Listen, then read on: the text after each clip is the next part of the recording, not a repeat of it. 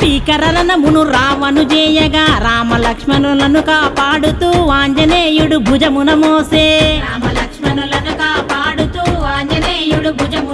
ఇక రావణ గుట్టును విభీషి తెలుపగా నాభినందు శరములు నాటి రావణుణ్ణి తుదముట్టించే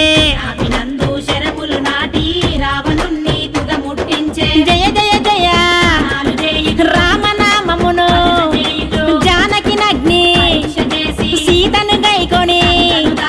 అయోధ్యపురమును చేరిన రాముడు రామరాజ్యాన్ని సృష్టించే